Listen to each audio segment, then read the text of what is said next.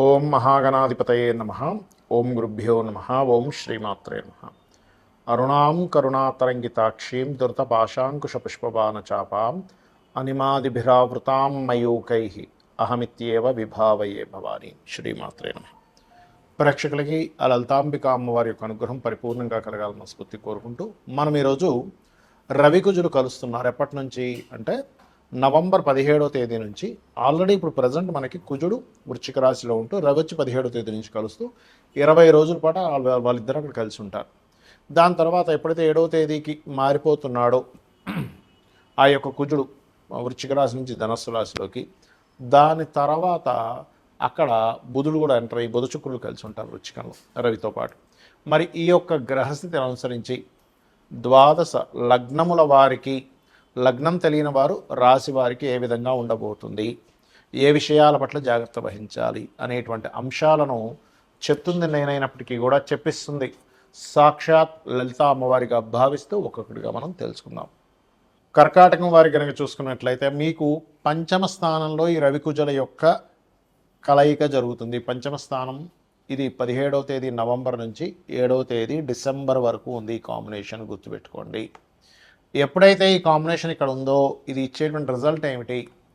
పంచమం అనేటువంటిది స్నేహితుల్ని, లవ్ అంటే మనకి ఎవరైనా ఇష్టం ఉంటే వారిని, సంతానాన్ని, షేర్ మార్కెట్ రిలేటెడ్ సంబంధించినటువంటి అంశాన్ని, రాజకీయ విషయాల్ని చెప్తుంది. అంటే కొంత స్నేహితులతో కొంత గొడవలు, ఇష్టపడిన వారితో గొడవలు, సంతానంతో కొంతవరకు సంతానం మూలంగా కొంత స్ట్రెస్ అవ్వడం, అలాగే షేర్ మార్కెట్లో కొంత అగ్రెసివ్ ట్రేడ్ చేయకూడదు అనేటువంటిది మీకు గ్రహస్థితి చెప్తుంది.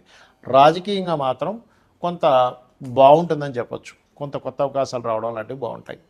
అయితే ఇక్కడ ఎప్పుడైతే శుక్రుడు బుధుడు మరలా 7 డిసెంబర్ నుంచి కలిసి ఉంటున్నారు, వాళ్ళు ఒక 15-20 డేస్ పాటు ఉంటారు వాళ్ళు.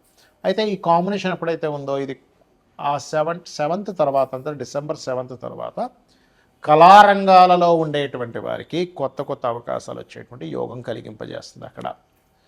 అలాగే మెడికల్ రంగాల వారికి కూడా మంచిదే. పంచమ స్థానంలో రవి కుజులు ఉన్నందుకు రాజకీయ నాయకులకి కొంత రాజకీయపరమైనటువంటి టఫెస్ట్ కాంపిటీషన్ రావడం, కొంచెం దానివల్ల కొంతవరకు స్ట్రెస్ అయినప్పటికీ గెలుపు పొందడం అనేటువంటిది ఉంటుంది కర్కాటకం వారికి. అయితే ఇక్కడ మీరు అర్థం చేసుకోవాల్సిన అంశం ఏమిటంటే ఈ 2వ అధిపతి వెళ్ళి పంచమంలో ఉన్నాడు. అంటే క్రియేటివ్ మూలంగా ధనయోగం ఇస్తుంది. కానీ ఈ ధనయోగం పరిపూర్ణంగా మీకు యాక్టివ్ అవ్వాలి అంటే నవగ్రహాల్లో ఉండేటువంటి కేతు, శని, రాహు గ్రహాల దగ్గర దీపారాధన చేయండి. ఇక్కడ ఎందుకంటే ఈ రాహుకేతువులు కేంద్రాల్లో ఉంటున్నారు రవికుజులకి. సో ఈ కేంద్రాల్లో ఉండే గ్రహాలు కనుక నెగటివ్ ట్రిగర్ ఇవ్వకుండా మనం కనుక రెమెడీ చేసుకోగలిగితే ఖచ్చితంగా వీళ్ళకి ఏదైతే ఫైనాన్షియల్గా అనుకోండి, ఆలోచన విధానంలో, ఎందుకంటే ఇప్పుడు పంచమంలో ఉన్నప్పుడు ఏంటంటే ఆలోచన మీద ఎక్కువ ప్రభావం చూపిస్తూ ఉంటుంది. కొంచెం అగ్రెసివ్గా ఆలోచించడం అనేది తగ్గుతుంది.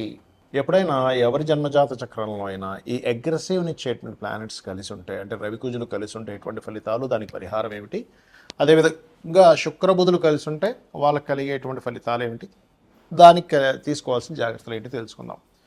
సహజంగా ఏంటంటే 2 గ్రహాలు అంటే ఉష్ణాన్ని కలిగినటువంటి గ్రహాలుగా చెప్తారు. అగ్రెసివ్ ప్లానెట్స్ అంటారు వీటిని. అంటే ఇది కనుక లగ్నానికి వస్తే వాళ్ళకి కొంచెం ఎమోషన్ ఎక్కువగా ఉంటుంది. 3వ స్థానానికి వస్తే ఎక్కువ ధైర్యసాహసాలు ప్రదర్శిస్తారు.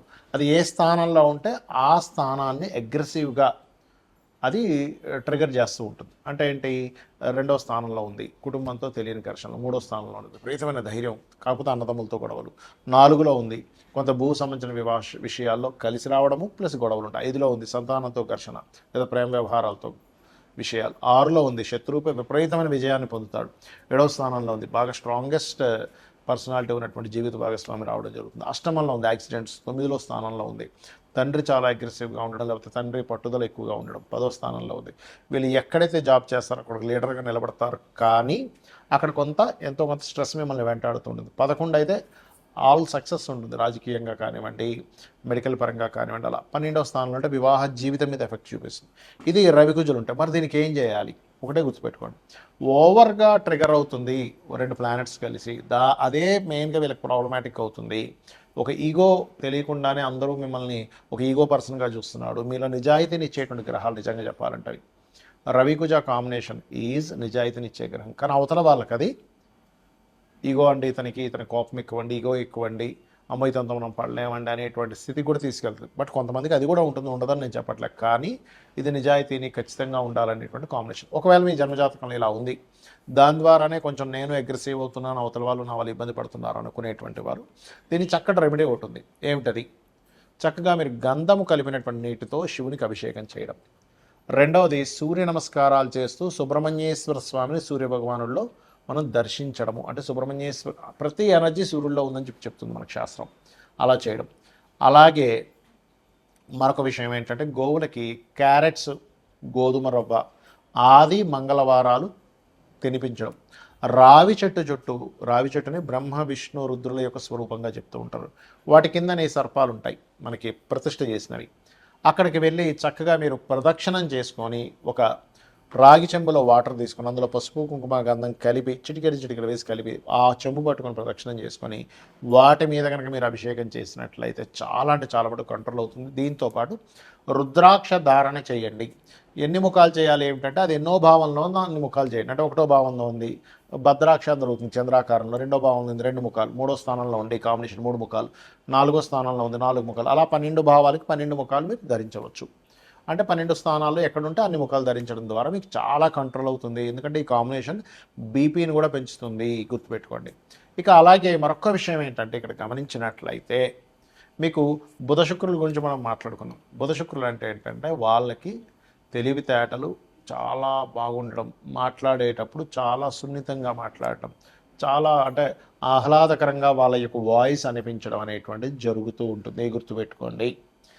అలాగే మరొక విషయం ఏంటంటే ఇక్కడ గమనించినట్లయితే ఈ బుధుడు శుక్రుడు అంటే కమ్యూనికేషన్స్ కారకుడు. అదేవిధంగా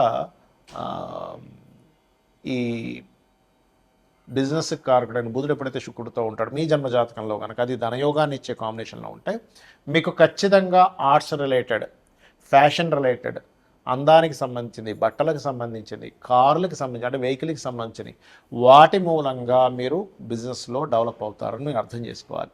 అయితే దీనివల్ల ఏంటంటే మంచి స్నేహితులు కూడా ఉంటారు.